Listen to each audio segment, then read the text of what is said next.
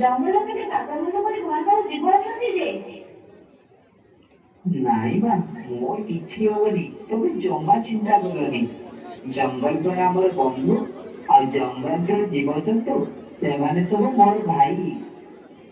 ମା, ମୁଁ ଟିକେ ସମୟକୁ ଯାଉଛି, ଫେରିବା ଟିକେ ଡେରି ହେବ। ଭାଇମାନେ, ଆମେ ଆଦିକାଳରୁ এই ଜଙ୍ଗଲରେ ବାସ କରୁଛୁ। ଆମେ ଆଦିବାସୀ। এই ଜଙ୍ଗଲ ଆମର।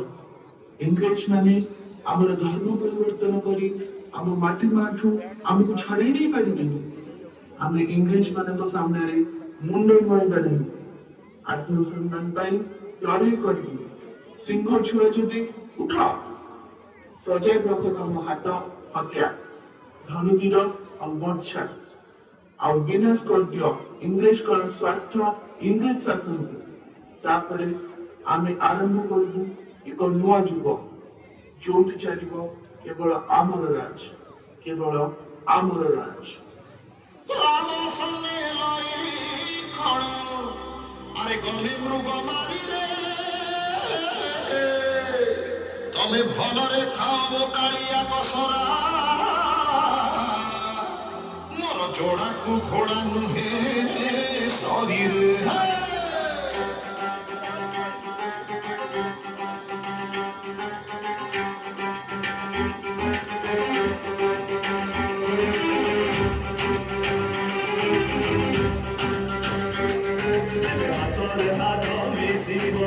আকাশ মাটিକୁ ଛୁଇଁବ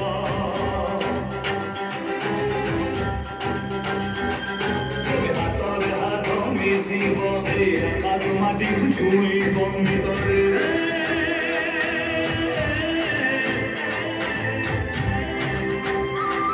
ଆମେ ପିଛୁ ମାଫିଅ ରଣନୀତିକୁ ସବୁ ଧର ହାରିବାର ନାହିଁ ଜାତକେ ଲେଖା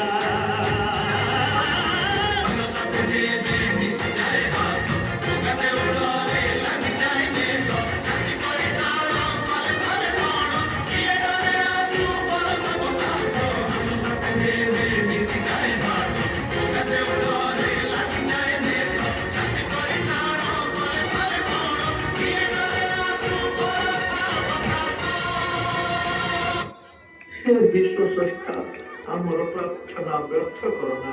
ତୁମଠାରେ ଆମର ପୂର୍ଣ୍ଣ ବିଶ୍ୱାସ ରହିଛି। ହେ ମୋର ଜନ୍ମଭୂମି, ଆଗ ମୋର ମା, ମୁଁ କଥା ଦେଇଥିଲି ମା ତତେ ମୁକ୍ତ କରିବାକୁ, ହେଲେ ପାରିଲି ନାହିଁ ଗୋ।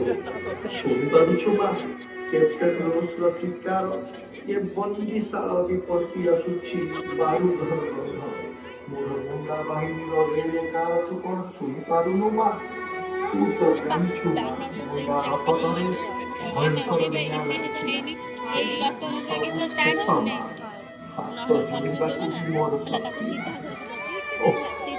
ତମେ କଣ ପଡ଼ିଗଲ ଅମୂଲ୍ୟ? ମତେ ତ ଚାରିଆଡ଼େ ଅନ୍ଧାର ଦିଶୁଛି।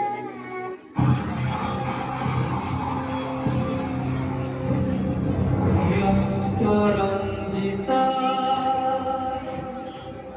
মাটি মা